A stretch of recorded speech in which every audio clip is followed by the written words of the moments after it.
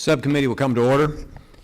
Without objection, all members may have 5 days to submit statements, questions, and extraneous materials for the record, subject to the length limitation in the rules of the committee.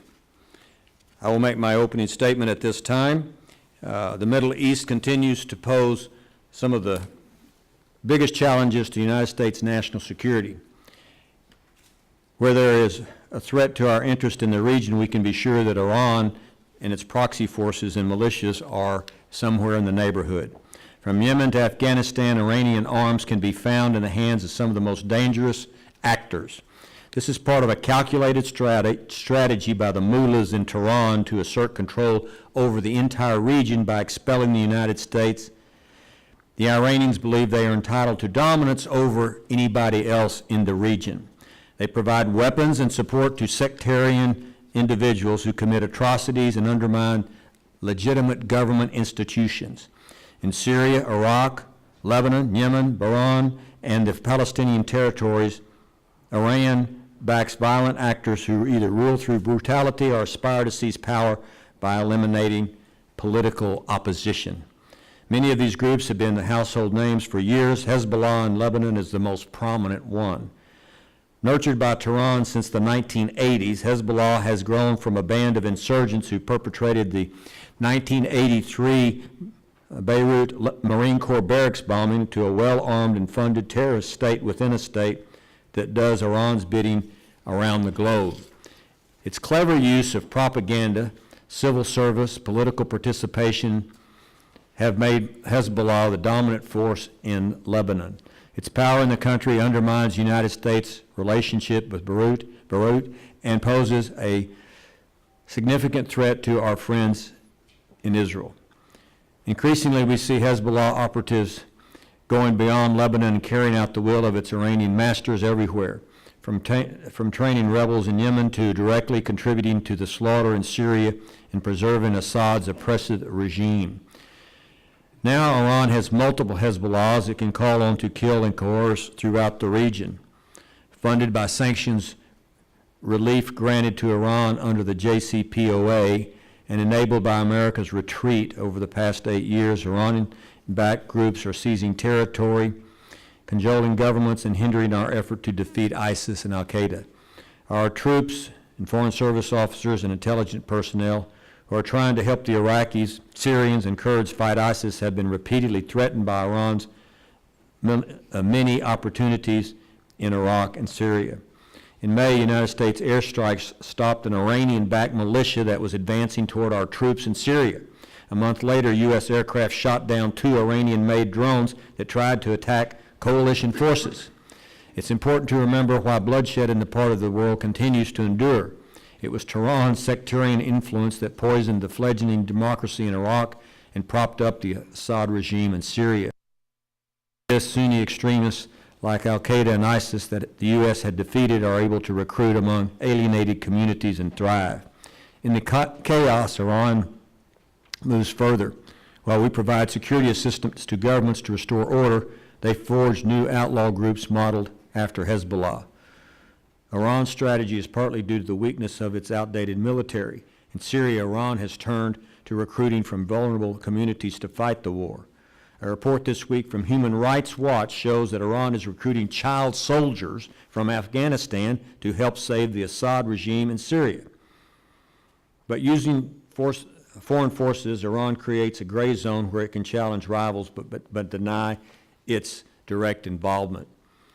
Using Hezbollah in Lebanon, it can wage war on Israel while never suffering retaliation. In Yemen, the allies can fire missiles at U.S. warships. Its allies can fire missiles at U.S. warships and our Gulf partners with impunity. Tehran's ability to expand its power throughout the region and become a threat to us and our allies has gone on too long. I applaud the recent legislation that cleared the Foreign Affairs Committee that targets Hezbollah. More must be done. Opposition to dangerous Iranian expansionism and support for terrorism is a bipartisan concern. Congress can lead further by developing a strategy to counter all of Iran's proxies. There is more at stake than just surrendering the region to Iran. If we want to defeat ISIS and defend allies like Israel, we must stop the growth of Iranian-backed groups and their destabilizing behavior. Iran's mobs have gone unchallenged. We are here today to find out from our 4 experts what the U.S. policy is toward all of this chaos and what it should be doing in the future. And I will now turn to the ranking member, Mr. Keating from, I started to say Alabama, but sorry, right. Massachusetts, for his opening statement. In the 2 states, I think. A little bit. That's all right. We're all one country. Mr. Chairman, thank you, and I apologize. I'm going to be, at a certain point soon, going out for roll calls within another one of my committees. But I would like to thank you for holding this important hearing and talking about this important issue. Let's recall that prior to concluding negotiations with Iran around the nuclear deal, Iran could have actually was, without question, just months away from a nuclear weapon.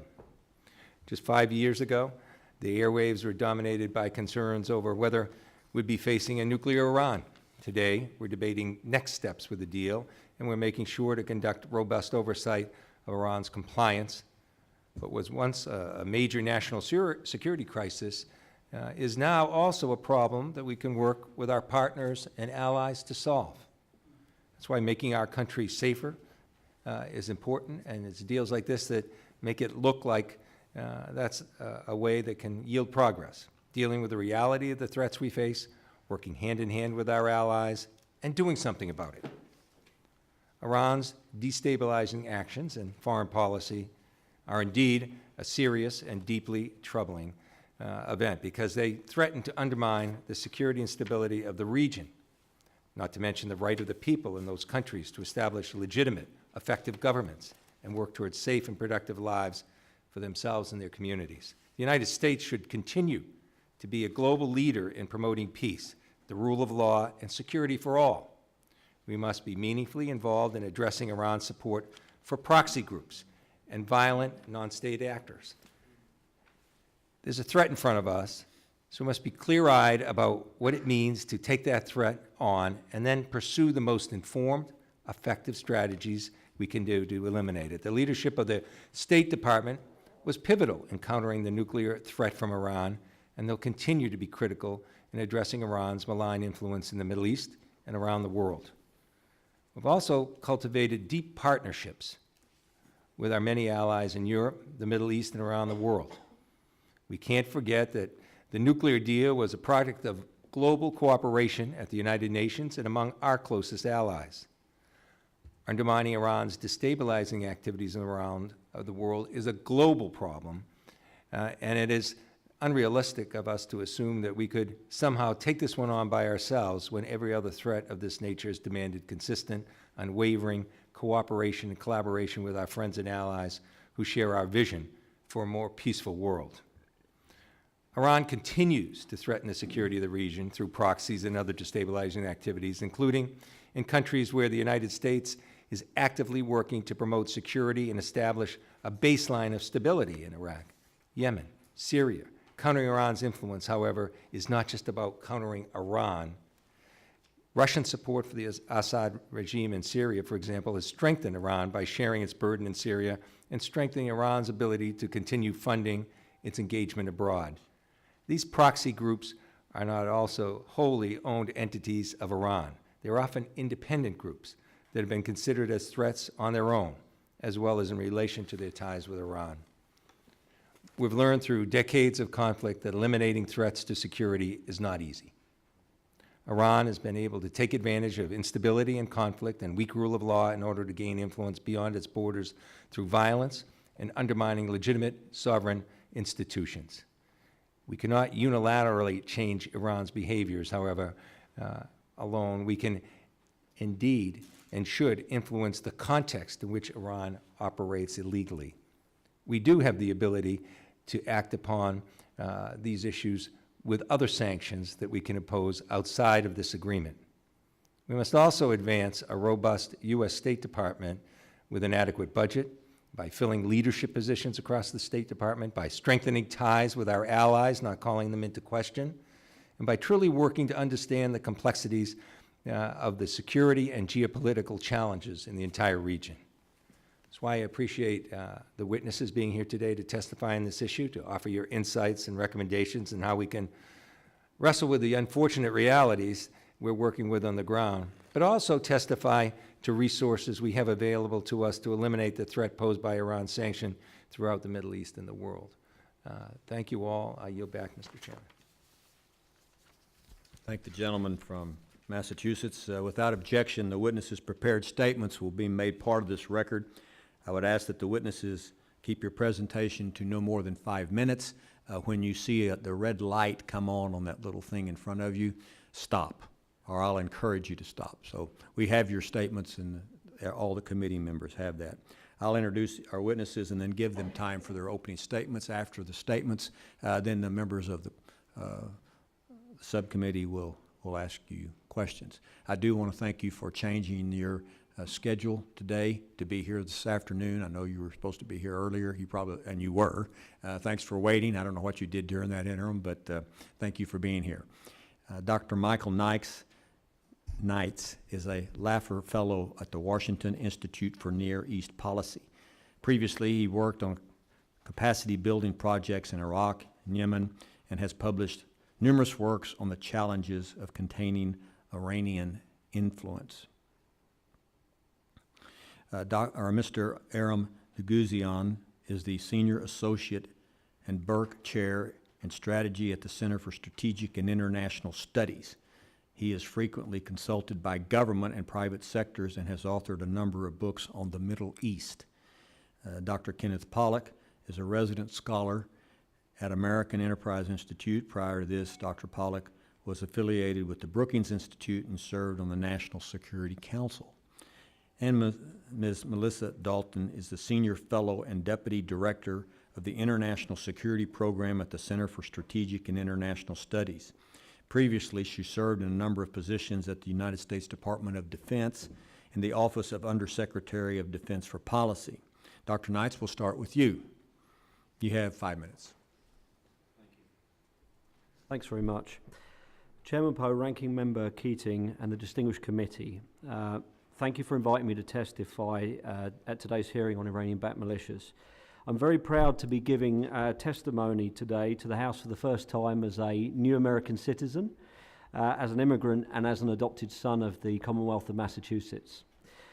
We're here today because Iran, and particularly the Islamic Revolutionary Guard Corps, IRGC, is hesitant to risk its own people in its expansion across the region. But it's quite happy to fight to the last Arab or to fight to the last Afghan to win these regional wars. Iranian-backed militias give Iran the ability to threaten Israel in the Golan Heights, to fire ballistic missiles into Saudi Arabia as far as Riyadh, to threaten Abu Dhabi with ballistic missile attack, or to intimidate vital sea lanes without facing the direct consequences of taking such steps. So reducing the scale of Iranian-backed militias will be a critical part of a new strategy to counter Iranian influence, and I'd like to suggest 6 areas where we might move forward. And in the written testimony, there's a lot of detailing on Iranian backed militia activities in Iraq, in Yemen, in Bahrain, and in Saudi Arabia and Kuwait. So first, we need to compete with Iran in key spaces. Iran always fills a vacuum. It's very opportunistic. The United States should openly adopt a strategic aim of diminishing malign Iranian influence in any and all spaces where Iran could seek to expand. This means publicly committing to the reduction of malign Iranian influence in a range of areas. For instance, there must be no significant Lebanese Hezbollah or Iraqi militia or Iranian forces in southern Syria adjacent to Israel, or along, let's say, the Iraq-Syria border.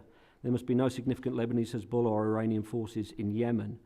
Perfect success is less important than sending the right signal to regional allies and to the Iranian regime. Second, we need to build and repair alliances. We need to back allies in the affected states like the Counter-Terrorism Service in Iraq or the rebels in southern Syria. We need to fix rifts within the Gulf Cooperation Council, weave Iraq back into the Arab world, particularly its relationship with Saudi Arabia, and show Europe that the US will not leave the nuclear accord before exhausting all other alternatives. The more we give, the more we'll get. 3, we need to divide Iran from potential proxies, not push them together. Iran's interest is rarely perfectly aligned with its proxies, but the proxies are often desperate for assistance, and Iran is the only one making a credible offer. By being present and active in the Middle East, the US can work with allies to slowly drive a wedge between Iran and potential proxies by offering them better options. For instance, in Iraq, we should quietly support a gradual disarmament, demobilization and reintegration program that reduces the threat posed by Iranian-backed militias operating within Iraq's well-funded popular mobilization forces. In Yemen, the best way to peel the Houthis away from Iran is to push Saudi Arabia to reduce civilian casualties in the war and drive for a rapid, peaceful peace process that will end the war with sustainable decentralization-based solution. In the Gulf states, we need to push Saudi Arabia and other Gulf states to improve the political and religious freedoms and protections of Shia minorities, which is the best way to split these potential proxies away from Iran instead of pushing them towards Iran. Likewise, we need to interdict Iranian lines of communication. Much has been made of the so-called land bridge between Iran and Syria via Iraq, importantly. It's worth remembering that Iraq is the bridge, so Iraq should remain to be very important for our policy going forward. But it's worth remembering that Iranian sponsorship of Lebanese Hezbollah, including its large missile force, was achieved without a land bridge. The US needs to work to interdict land, air and sea communications, as well as financial and electronic between Iran and its proxies. And we should help places like Iraq to stem the flow of fighters out towards these places. We also need to impose and exercise painful red lines on Iran, and we need to demonstrate this credibility. We need to build credibility by always following through on our threats, even when they might be painful, even when they might open us up to the prospect of Iranian retaliation against our citizens abroad. And finally, we should put somebody in charge of coordinating and rolling back Iranian-backed militias. On their side, they have Qasem Soleimani as the figure who owns this, the portfolio of building the Shia militias and guiding that process. We might ask, who is our Qasem Soleimani? We need somebody who can bring together and employ all the tools of national power. Thank you very much. Thank you, Mr. Knights. We'll now proceed to our next witness, Mr. Nergizia. Apologize. Thank you, sir. Chairman Poe, Ranking Member Keating, distinguished members of the subcommittee, thank you for the opportunity to appear before you today to discuss Lebanon and the challenges it faces in the wake of Hezbollah's military intervention in Syria and the Lebanese Armed Forces' August campaign against ISIS. Hezbollah's decision to commit to offensive military operations inside Syria in concert with Assad's forces is in a preemptive war. Is your microphone on? It is, sir. Move it closer, please, sir. Thank you. Better? Better.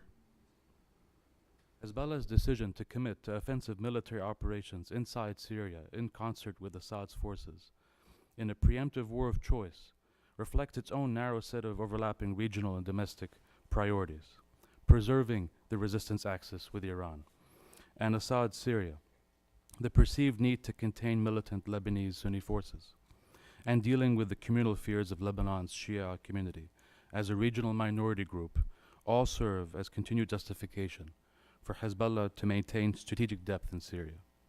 In 2017, Hezbollah's military priorities in Syria have shifted from an active combat role in and around Zabadani and the Khalamoun mountain range to supporting a more expeditionary posture, backing Assad and allied forces.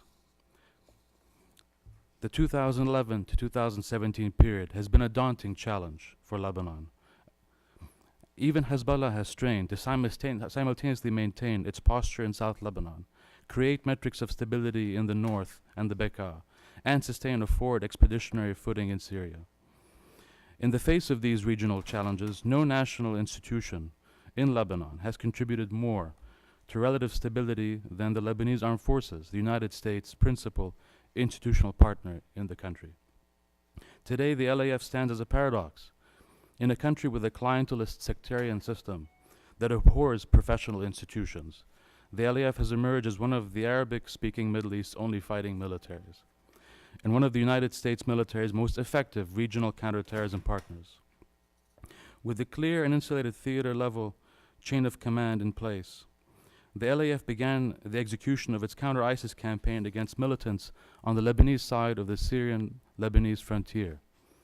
An operation codenamed Dawn of the Kurds, loosely translated, was publicly announced on August 19, 2017. Later that day, Hezbollah and the Syrian Arab Army announced their own counter-ISIS military campaign on their side of the Syrian frontier. For all the international concern of potential LAF-Hezbollah coordination, the official start date of the operation is misleading. Well before August 19th, the LAF had already begun taking independent action against ISIS, ISIS ridge lines and positions. The initial brunt of the operation was executed on August 14th. The LAF's superior battlefield awareness and targeted strike capability quickly demoralized ISIS forces in Lebanon. As LAF regular and elite units took more ground and consolidated their new positions, the effective use of US-supplied ISR, targeted strike, soft and armored mobility led to the description of Dawn of the Kurds by one US military officer in Lebanon to me as 21st century maneuver warfare by a modern military. As the LAF prepared to free the last remaining pocket of territory held by ISIS, Hezbollah publicly announced that it was engaging in controversial negotiations with ISIS to secure the whereabouts of LAF military personnel captured by ISIS and Jabhat Nusra militants in August 2014. This in turn forced a temporary suspension of LAF military operations, and on August 29, 2017, in a deal brokered by Hezbollah, ISIS forces began preparations to depart Lebanon. After Dawn of the Kurds, LAF commanders and their US and UK counterparts are comfortable stating that the campaign was conducted with no coordination or cooperation between the LAF and Hezbollah.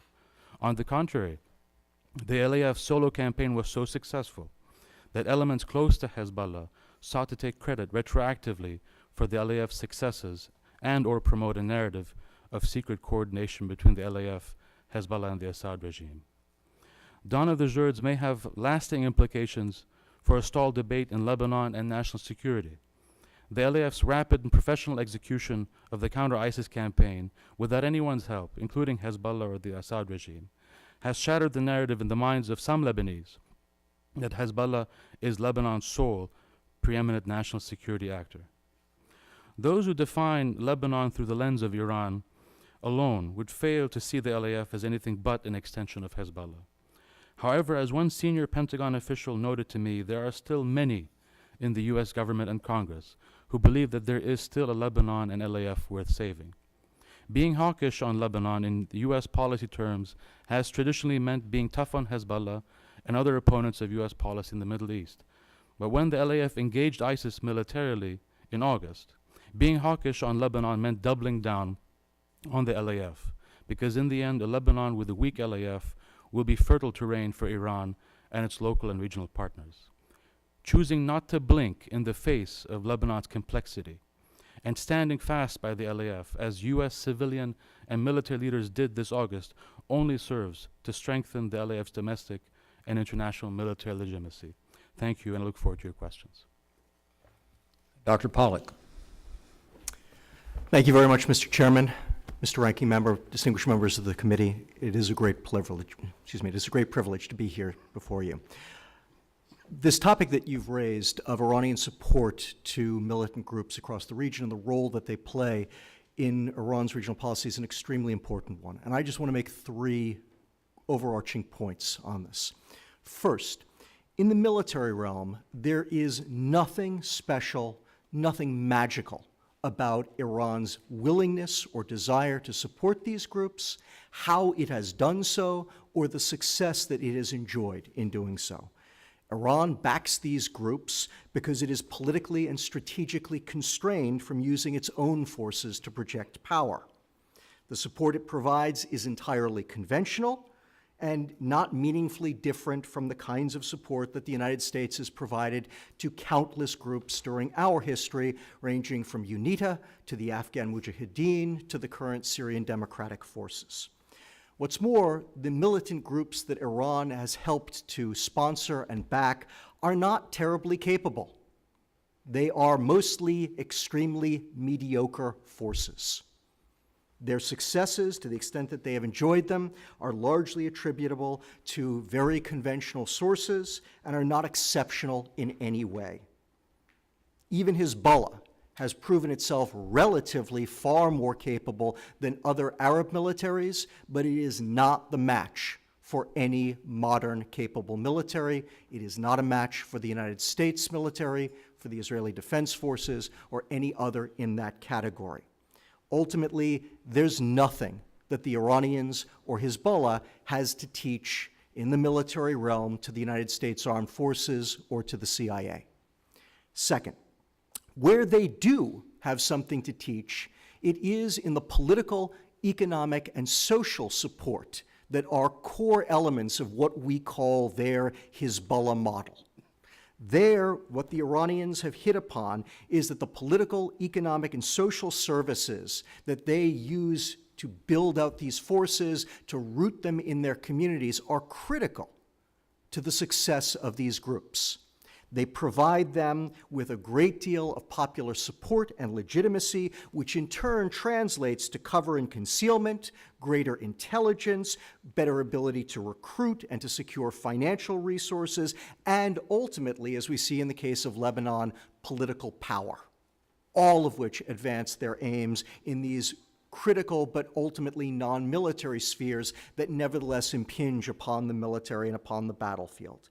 It should remind us that we cannot prevail against Iran, nor can we stabilize the Middle East or help the countries of the region to do so by military means alone. Third, and along similar lines, Iran is not 10 feet tall. They're not fools, they are quite capable, but at the end of the day, Iran is not the source of the problems of the Middle East. Iran simply exacerbates those problems and exploits them. Ultimately, the best way to prevent Iran from making further gains in the Middle East is to address the underlying economic, political, and social problems which are roiling the entire region, which are creating weak governments, failed states, civil wars, and insurgencies. That is what Iran goes looking for. And we find that time and time again, when the fissures in Middle Eastern societies create opportunities, the Iranians are Johnny on the spot to take advantage of them.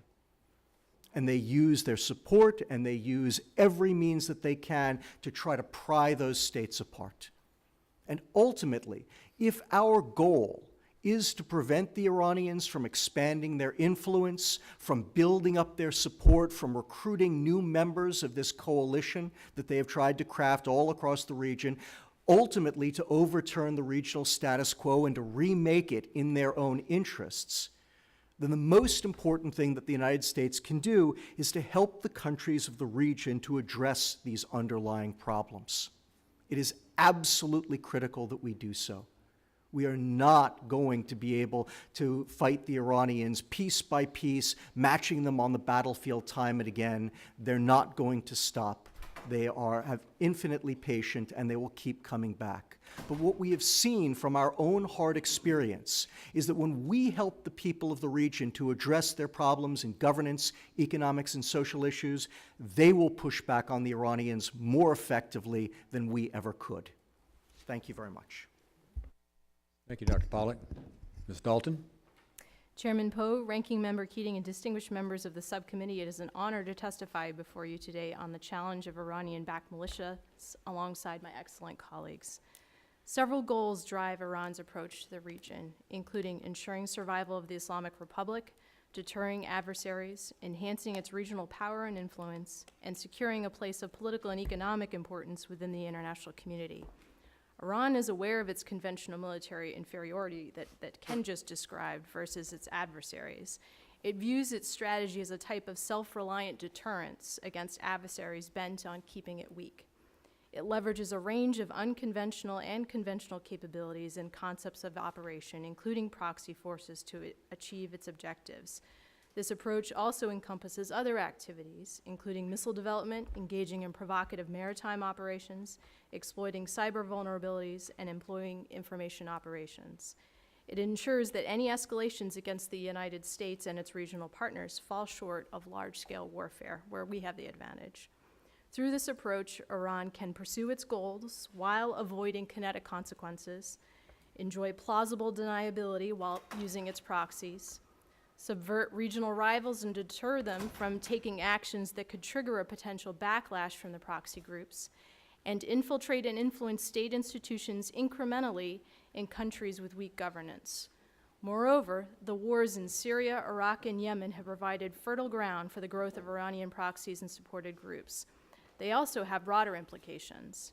Russia has reemerged as a regional player following its Syria intervention, allied with Iran in support of Bashar al-Assad, raising the geopolitical stakes for the United States in Syria and possibly the greater region. Israel may take greater unilateral and proactive steps in Syria to protect its security.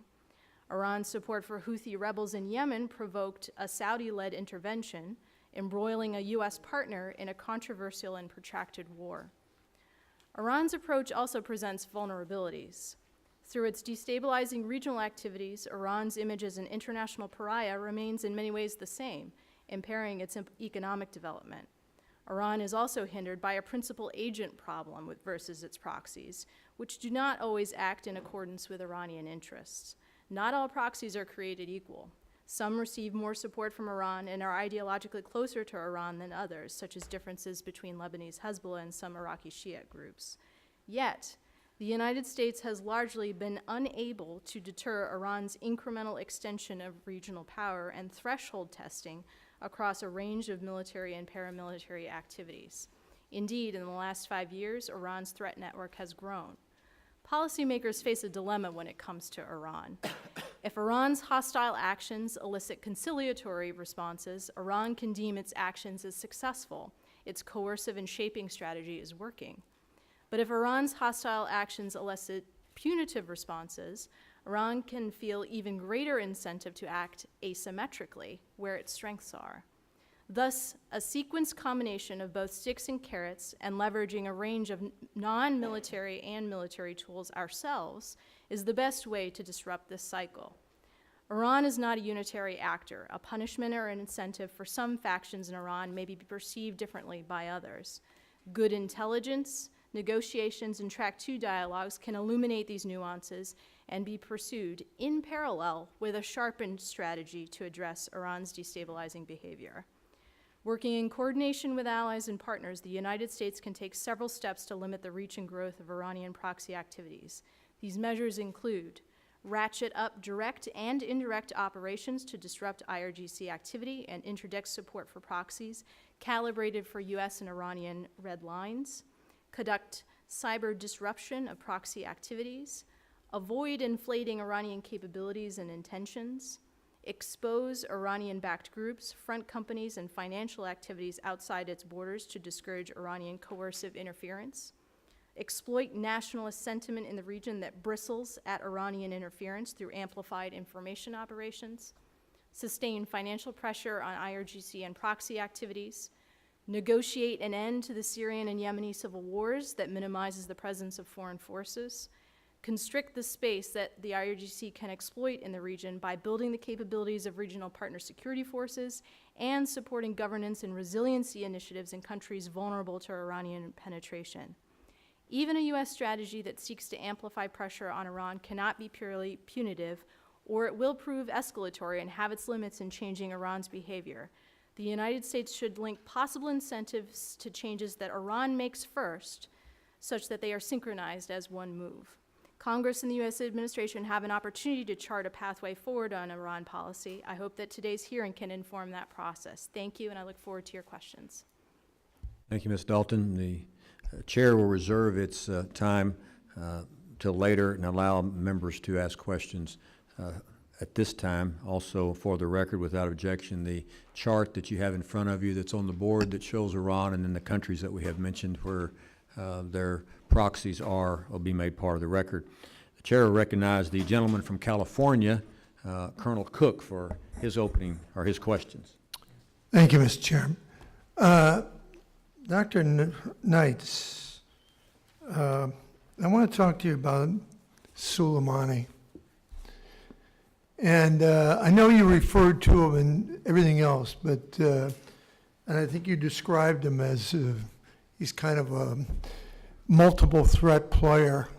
And The reports that I've read and the conversations about Soleimani being all over, and he just how much power does he have in this government? It almost seems like he's almost unchecked. He goes to meet with Putin in Moscow. He meets with certain groups that we have described as terrorists. And it just seems like he has got tremendous power and influence in that country. And if you could elaborate on that, I would appreciate that. Thanks very much. There are other people who can add to what I'll say, but Soleimani is a powerful propaganda figure. He's become a symbol of Iran's expansion in the region. He's a dedicated soldier who seems to want to stay out of politics. He's trusted by the senior leadership within Iran, including the supreme leader. He has relationships with individuals across all of the affected countries where Iran is expanding its influence, and he's a capable tactician. But, as Ken said, he's not 10 feet tall. He has faced setbacks. Most recently, for instance, when he tried to stop the Iraqi Kurds from holding their referendum, and they resisted his power. So even when he's trying very hard, regional states can still resist, as long as they, or at least the number of regional states can resist, especially if they have U.S. backing. His power is not endless. Thank you. I want to switch gears a little bit. And, Dr. Pollack, you talked about Hezbollah, or however you want to pronounce it. And it almost made it seem like they are, I think they're still a formidable military force. And I think that some of my colleagues in Israel would attest to that, where they had to change their strategy, particularly their engagements in '06, particularly the damage that was done to their tanks and APCs and everything like that. And I still think they're very, very powerful. They adjusted, they did very well. From a military standpoint, I'm not addressing the economic and social aspects of it. But and maybe my being on the House Armed Services Committee, I get a different take on it. I still think they're a very powerful variable in Lebanon and on the northern border of Israel and Syria. Does anyone have anything to contribute to that? Or I know it's kind of slanting more military, but I still think they're still a terrorist organization, and they've gotten more and more equipment, including the Russian Coronet anti-tank missiles, which have proven very, very effective. And same thing's been used against the Saudis in Yemen. Congressman, I'll be the first to answer that. First, I want to be specific. The point that I was trying to make in my opening remarks was that Hezbollah is not something extraordinary or exceptional. We shouldn't see them as some kind of a magical force that has capabilities that we can't match in any way, shape, or form. Second point, I would certainly agree with you, and I believe I at least made this point briefly in my opening remarks, that Hezbollah is exceptional within the Arab world. They are far superior to any current Arab military in terms of their unit-by-unit capability. Right? If you simply look at their combat performance, I think it's a fair assessment that they are probably the most able Arab military that we have seen since the Jordanians in 1948. Now, that's an important point. And on the battlefield, in particular in Syria, what we've seen is that Hezbollah units have functioned very well, better than most. They're going to cut me off here pretty soon, but I did want to, I noticed that one thing was not covered, and that's the difference between the Shiites and the Sunni, which is obviously a big problem with Saudi Arabia, and obviously Arabs versus Persian, and that big difference there, how much do you think that contributes to some of these difficulties that we have? And I'm out of time, so. I'll pick up again. I think that there's no question that the Sunni-Shia split is out there, and it's something that the Iranians have been able to exploit to a certain extent. We should recognize that in many ways it's also a disadvantage for them, something they're acutely aware of, because the Muslim world is overwhelmingly Sunni, not Shia, And the Iranians have in the past tried as much as they could to support Sunni groups and other non-Shia groups. It's just that they mostly get purchased with the Shia groups. Last point, as you point out, there are good ways to counter this, and one of them is the Arab-Persian split that you mentioned. And what we've seen time and again, especially in Iraq, is that Iraqi Shia, when given the opportunity, identify themselves as Arabs before Shia. But they need that opportunity. Thank you. I yield back. Thank the gentleman from California. Chair recognizes the gentlelady from Florida, Ms. Frankel. Thank you. Thank you, Mr. Chair. Thank you for this hearing. Let's see, I have 4 questions. See if you can remember them. I might have 5, but I don't know if I'll get past 4. My first question is, there's been some talk by some in the administration of the United States pulling out of the JCPOA. I'd like your opinion of that. I'd like to hear your opinion of how the proposed reduction, 1/3 reduction in the State Department budget, and especially USAID, how you think that affects the discussion that we're having here today. And relative to that, one of you talked about how Hezbollah or some of the Iranian proxies offer more than a military presence, and I'd like you to expand on that.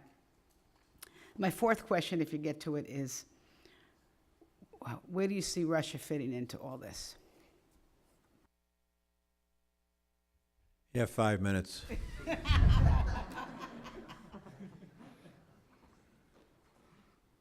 Frankel, if you don't mind, I'll take only 2 of those 4. On your second question on aid, we have to factor in that Hezbollah is the byproduct of 30-plus years of unfettered, focused, asymmetric security systems by Iran. It's no surprise that they're as capable as they are. In countries like Iraq, Lebanon, Jordan, you have a mix of different relationships with militaries. But many of those are starting to bear fruit now, as I pointed out in my testimony. I think that there needs to be a serious consideration to what the impact will be of not just curtailing security assistance programs under FMF to countries in the Middle East, but the 40-plus countries around the world that would be affected. This basically impacts how the United States can shape and mentor emerging partners in the Middle East, especially fighting militaries like the one I described. I would even challenge Ken a little bit on the analysis, in part because Hezbollah's key strengths are its unity of effort, its cohesive decision-making, and the will to act. Most militaries in the region have that, but don't have a fight worth fighting. In the case of Lebanon with ISIS, you had a unique opportunity for one military to show that it has broken the mold. On the issue of Russia, ultimately there are still a lot of intangibles. There are countries where it's far more difficult for Russia to cement its role and its influence. We don't see that in places like Lebanon in any credible fashion. They understand the complexities of engaging in a country like Jordan, where the U.S. has lasting long-term equities. And even in Syria, they, I think, are very much aware that they can certainly float the Assad regime, but they don't have the resources or the wherewithal to manage or micromanage the complexities of a divided society like Syria, let alone the enormous reconstruction costs. At some point, other countries will have to step in, and there will be a vital U.S. role. Okay, somebody else want to answer any of the questions? How about the leaving the JCPOA and the reduction of USAID and the State Department? Ma'am, I'd be happy to answer both of those. In my opinion, walking away from the JCPOA is not in the national security interest of the United States. It is absolutely in the interest of the U.S. to stay with the nuclear agreement. If you take the JCPOA off the table, you reintroduce the nuclear dimension to this issue set that we've been describing, which makes it incredibly more dangerous and escalatory for all parties in the region, for our presence there, for the potential for an Israeli preventive strike to prevent the Iranians from achieving a nuclear weapon. So it is absolutely important that we uphold the deal. That said, there are some concerns about the sunset clauses in terms of missile development, but I believe that those issues should be negotiated Excuse in me, a can you just new answer? track. I'm sorry. Can Sorry. you get to the USAID question because we're running out of time? Absolutely. Yes. When it comes to the State Department and USAID, I believe that we need to reinforce the resourcing for both department and agency. They are absolutely critical institutions to addressing the governance and resiliency gaps in the Arab world that Iran is very ably exploiting, and into which it is able to insert its proxy elements. Chair recognizes the gentleman from Florida, Mr. Mast. Thank you, Chairman. So I want to start with some of the broader implications that were mentioned here. I think that was a great word to use, and so I just start with maybe not yes or no, but a quick short opinion from each one of you. Do you think that Iran sees these as colonies, sees their proxies as colonies? Do you think maybe we're using the wrong word? Speaking for Iraq, yes, I mean, they've economically colonized parts of the Iraqi economy. They're a bit like the East India Company once upon a time. They're actually a money-making venture as well as a military intelligence venture. In the case of Lebanon, they're going to run up against a wall that no single faction and no single community, as in the case of Lebanon's divided political landscape, has ever been able to take preeminence. As powerful as Hezbollah is, it can't take over Lebanon, and Lebanon can't become a colony state of Iran. What you have is a country where they're just going to try to maintain a strategic posture tied to deterrence. What about any other place they have proxies for you? In the case of Yemen, there comes a point where you have buyer's remorse. There's no reason why a country like Iran is going to sustain a level of engagement with countries like Yemen, where you have a far more expeditionary footprint, where they own the problems of the region.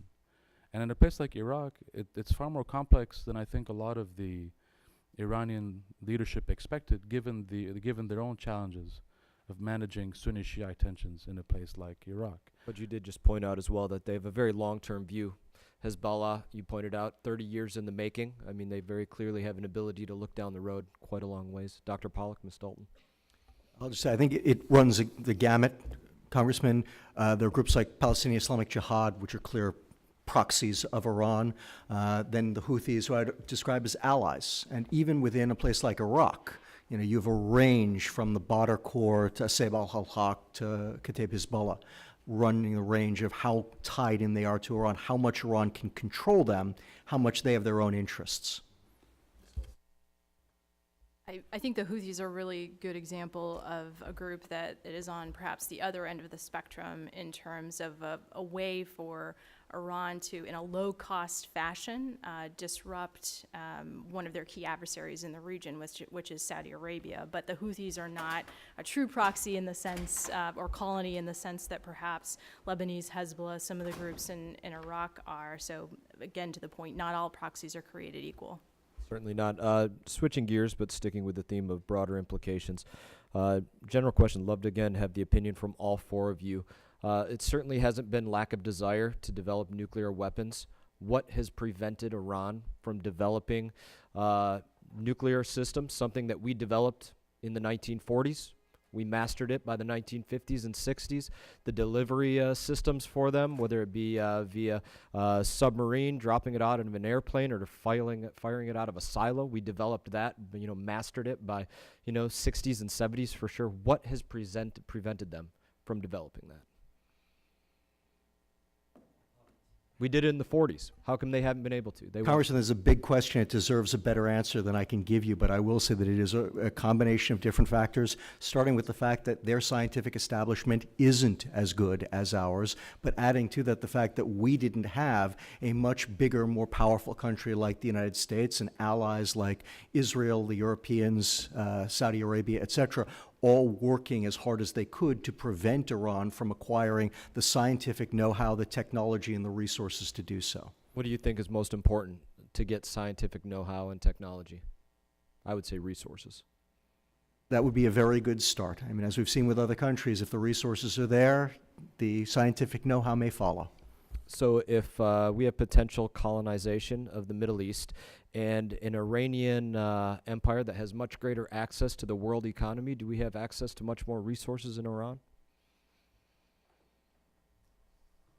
At the end of the day, Mr. Mast, we're still living in a dollarized economy. And one of the problems that Iran is continuing to struggle with is its ambitions are constantly curtailed by the fact that it has to work in a dollar economy. That's why the mix of sanctions, not only on Iran, but its proxies in the region, if not carefully calibrated, and they are in many ways, they can have the detrimental effect of moving Iran outside the dollar economy. In many ways, that is one of the most powerful weapons that a country like the United States can deploy to limit the ambitions and the ability to amass the resources you described. We had Dr. Knight mention that he thought there was resources coming in as a result of what I would point towards as colonization. In your opinion, do you think that there are more resources now post-JCPOA or less post-JCPOA? I frankly could not make an informed statement to that effect without having the adequate knowledge on that. Some of the actions that they undertake out in the environments where the Iranian-backed militias are active are just to self-finance those projects so that they're less of a drain on the Iranian military and economy. But yeah, the opening of Iran to international investment is going to put a massive shot in the arm of the entire system. My time has expired. I thank you for your answers. I thank the gentleman from Florida. The chair recognizes the gentleman from New York, Mr. Zeldin.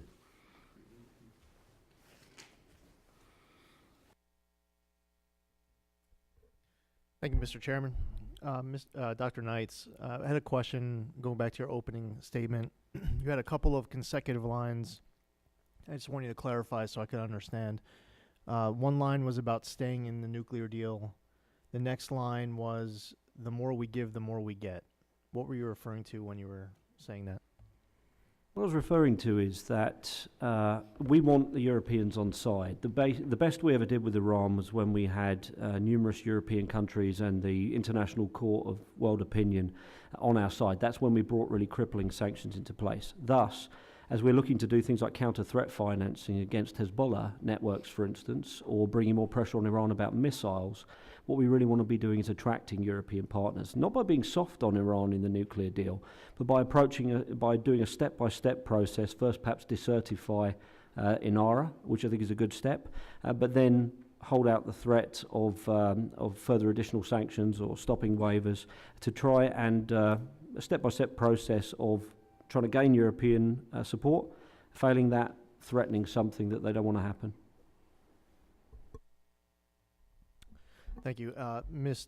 Dalton started to give a strong defense of the nuclear deal. Did you support the nuclear deal originally? Yes.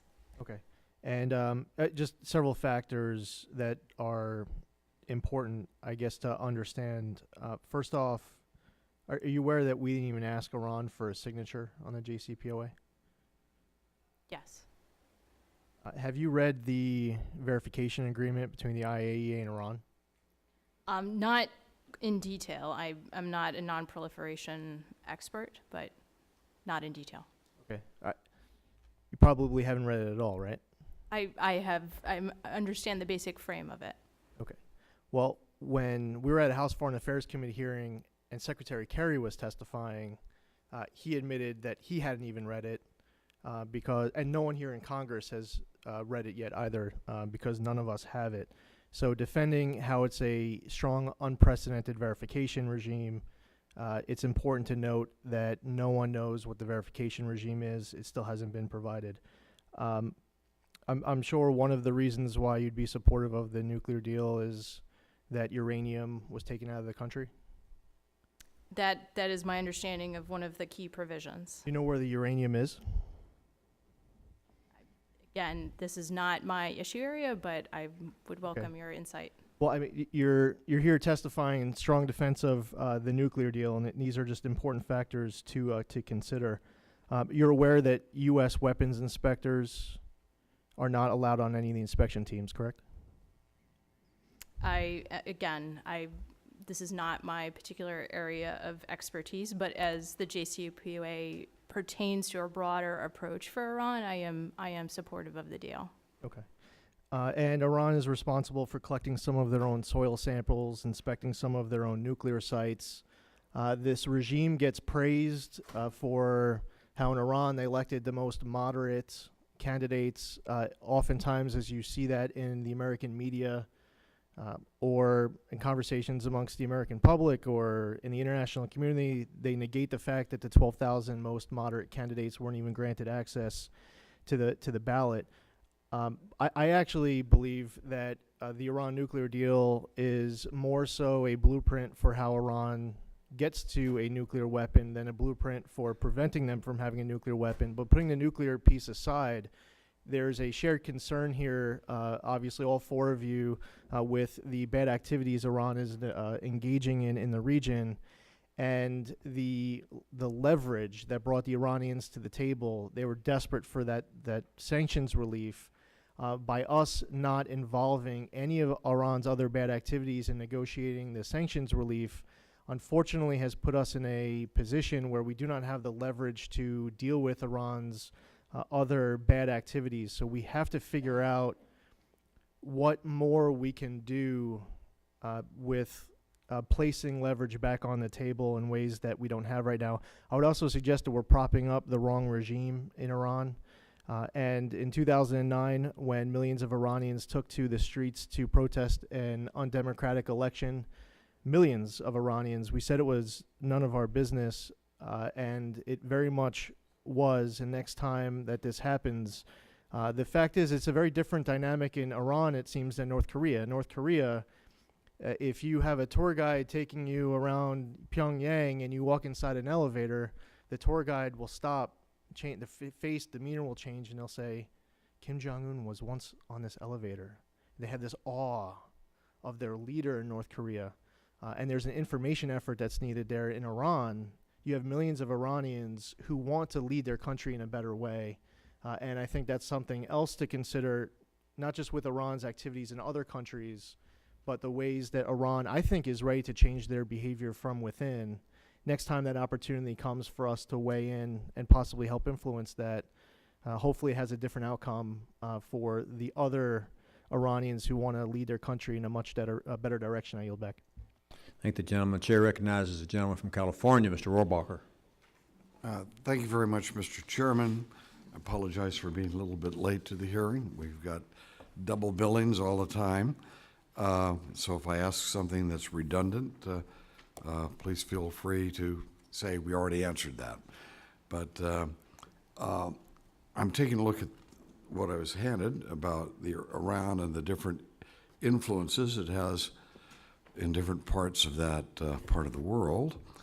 Do you think, did the fact that we have freed up over $100 billion to this regime, has that increased at all the level of activity in these other areas that seem to be in turmoil?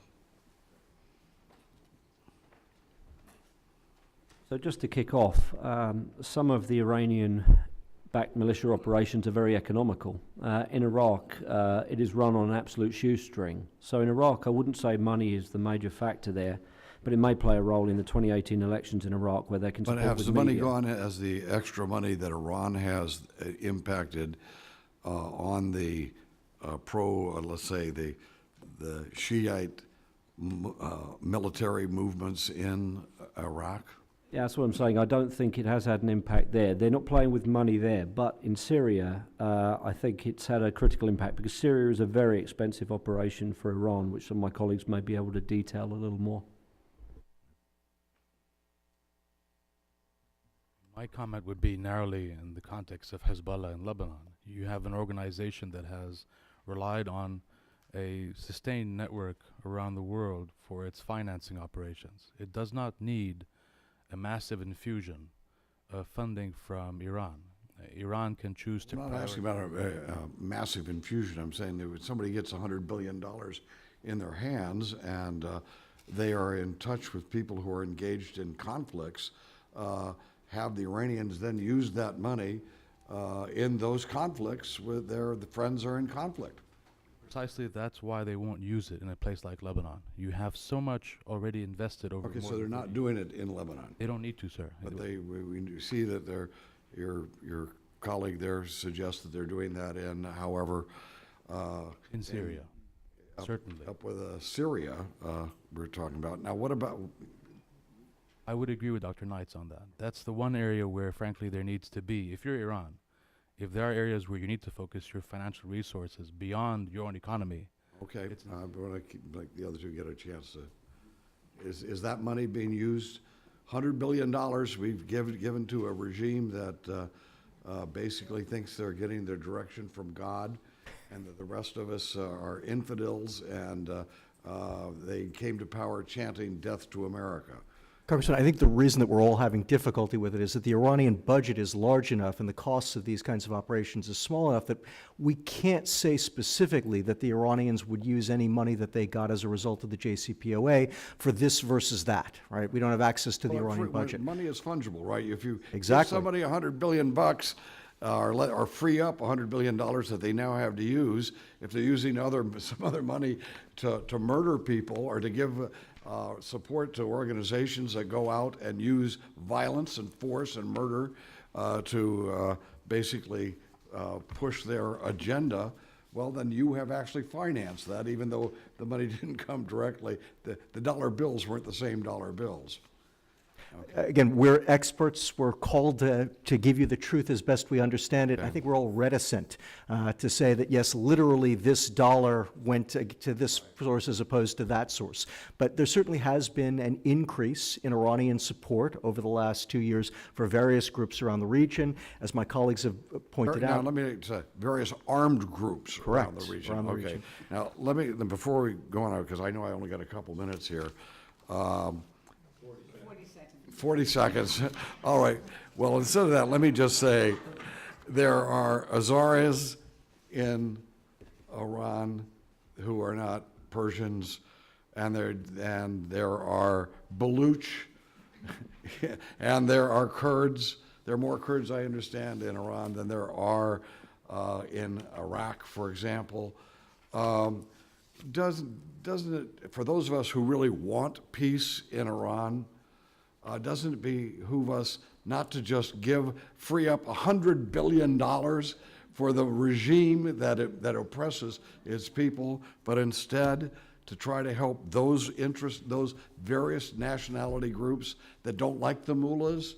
Shouldn't we be, instead of, how do you say, giving the mullahs more, shouldn't we actually be spending more time and effort trying to help those who oppose the mullahs, like the groups I just mentioned?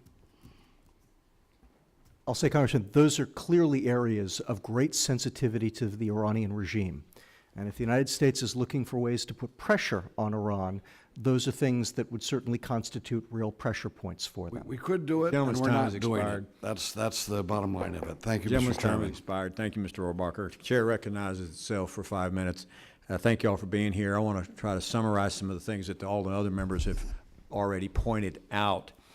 Before I do that, though, I want to recognize who in the audience, Mazin Halmamada, who is a Syrian refugee who has been tortured by the Syrian government for over 15 months and is now here in the United States. Thank you for being here today. The Ayatollah has made it clear that it's his goal to destroy Israel and then destroy the United States by any means necessary. Do any of you disagree that that is his goal? I believe him when he says that. Do any of you think, oh, he's just making that up? Okay, I take it by your silence. Most of you agree with that philosophy. The United States is involved in a lot of places, as has been pointed out, trying to, in essence, thwart the Iranian influence. The land bridge, some say that land bridge is important to Iran because they then have a land route to Israel. That may or may not be true. Secretary Tillerson testified at a hearing in Foreign Affairs Committee, and I asked him the question if it were the policy of the United States to have a regime change in Iran. And he indicated in the affirmative that it was the goal. He didn't say how, he just said regime change. I personally think that is the answer as well. As Mr. Zeldin pointed out, the people of Iran, in my opinion, would like to control their own government, not be dictated by the mullahs and the Ayatollah. That's the safest way for there to be peace, is in a regime change in Iran, with the people getting to make those decisions. Why should the United States even be involved in thwarting Iranian influence in the Middle East? Why should it not just be our policy? That's their problem. The Middle East, that's the Saudis' problem. That's the people in the Middle East.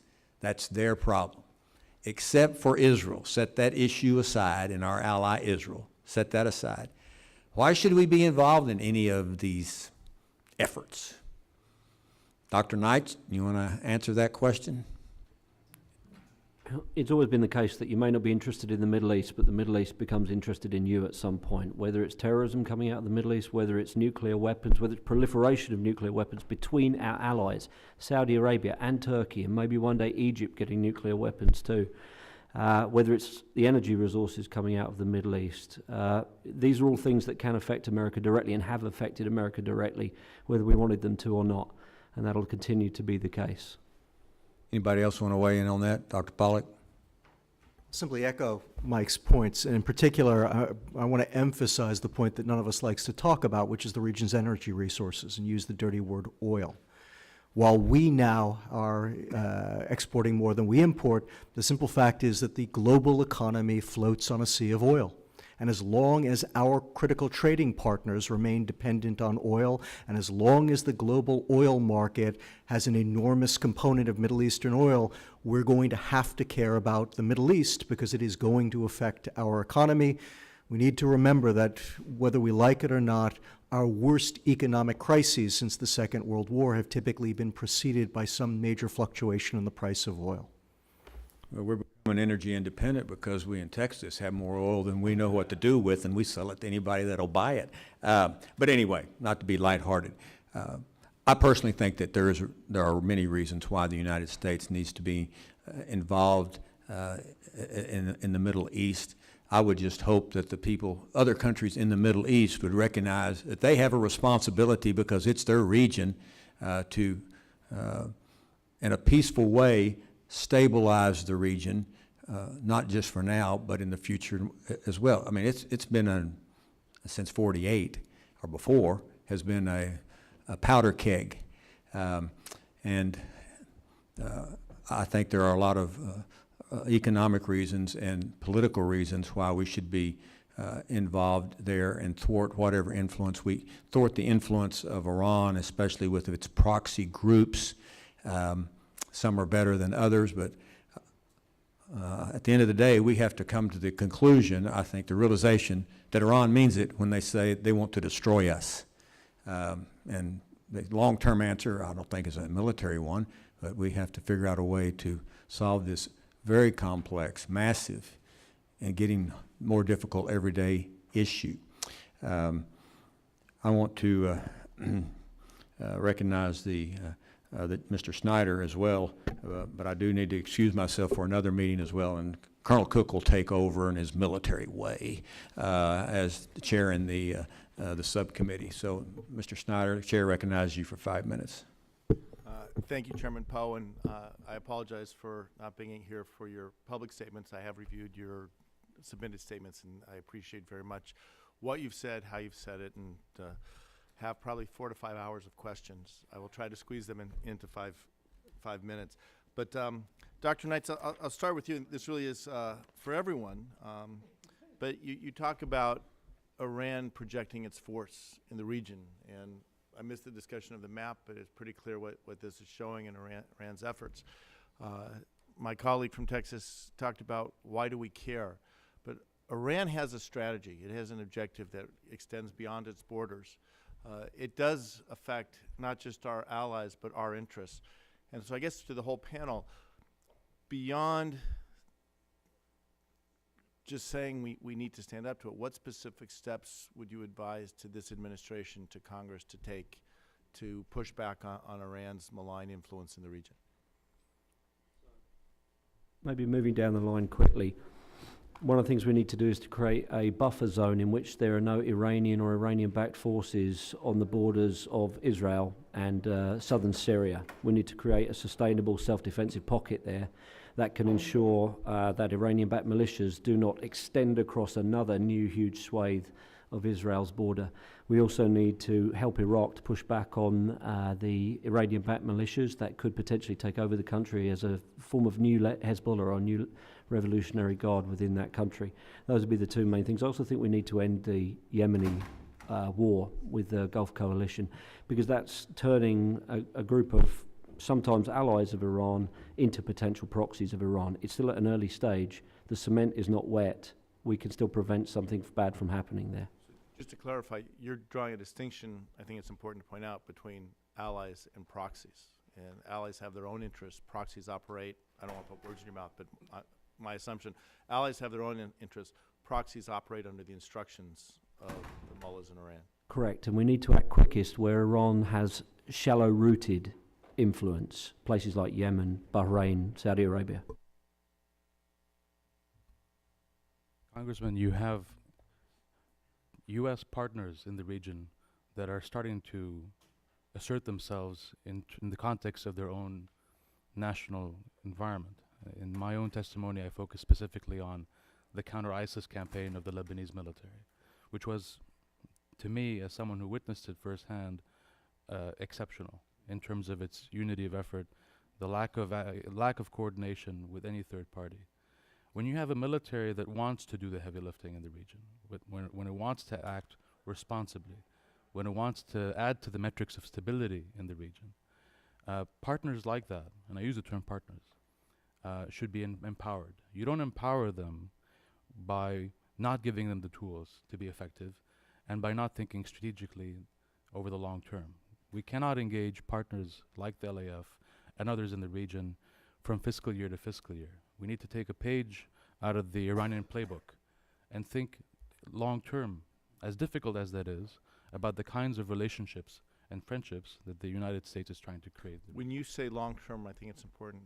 Tell me what time frame you have in mind that we should be thinking as policymakers in addressing what is, looking backwards, conflicts that don't date decades or centuries, but literally millennia.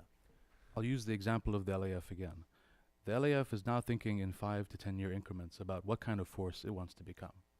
And that's a realistic assessment of just how we should see countries like Lebanon, like Jordan, like Egypt, relative to U.S. engagement.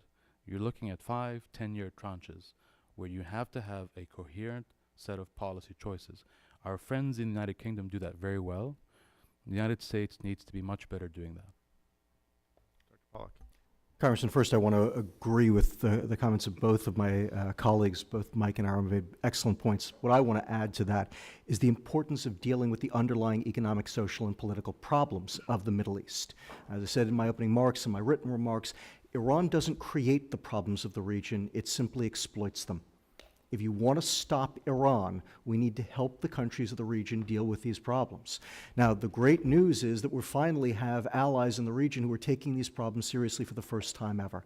In particular, Saudi Vision 2030, we have no idea whether it's going to succeed, but we should all be praising the Crown Prince for beginning this process, and we as a nation should be trying to help him to move it forward and create the conditions under which it has the best chance of success. Then there are other allies like Morocco and Jordan who have been half-hearted at best. They need to be encouraged and enabled. But at the end of the day, the problem that we face is that for too long, the Middle East has been faced with a choice between repression or revolution. And the Iranians take advantage of both, and the right answer is the third way, which is reform. That's the way that you shut them out. Ms. Dalton. Great, if we still have time. Okay. All right. I'll say thank you, and we can talk another time. I appreciate your comments. I think the importance of looking long-term, beyond just the next quarter or year, or in our case, the next election, understanding that we have broad interests in the region, that we need to work with our partners is critical. So thank you for that, and I appreciate the time. I yield back. Thank you. The chair recognizes the gentleman from Massachusetts, the ranking member, Mr. Keating. Thank you, Mr. Chair. I just want to have a quick question regarding Russia's involvement, perhaps Ms. Dalton. How is it currently undermining the stability, Russia, right now, and in terms of our security and stability, and how is it opening up opportunities for Iran in the region? And what can we do directly with Russia?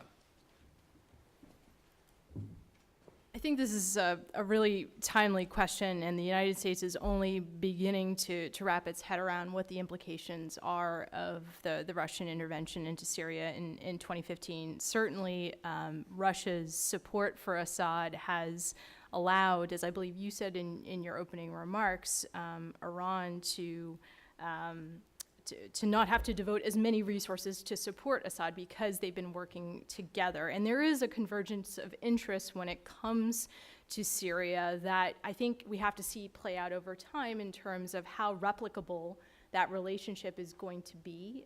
Iran and Russia, of course, have a very mixed history dating back to the 19th century. They are not natural allies, and there's still that sort of historic enmity that I think underlies the current relationship. But yet, what they share in common, and I think what we need to not lose sight of, is that they are both motivated by exploiting vulnerabilities and gaps in the region where U.S. presence has receded, where our relationships with partners have fractured, where governance is weak, and they are working together to exploit those gaps in ways that I think are going to be harmful for our interests and those of our allies and partners. They're also using that influence, as is Iran, for propaganda purposes in the area as well. What could the United States do, any of our panelists, to really better counter that propaganda influence, because it really falls into line with our ability to not let them take advantage of these situations?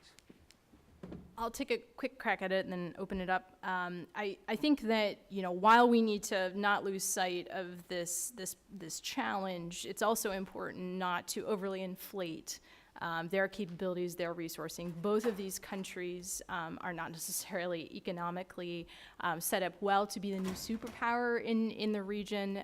So, not presenting them as a boogeyman, looking for opportunities to use our own information operations and working with partners in the region to expose the weaknesses from economic perspective in terms of the long-term sustainability of these activities, I think will be critical.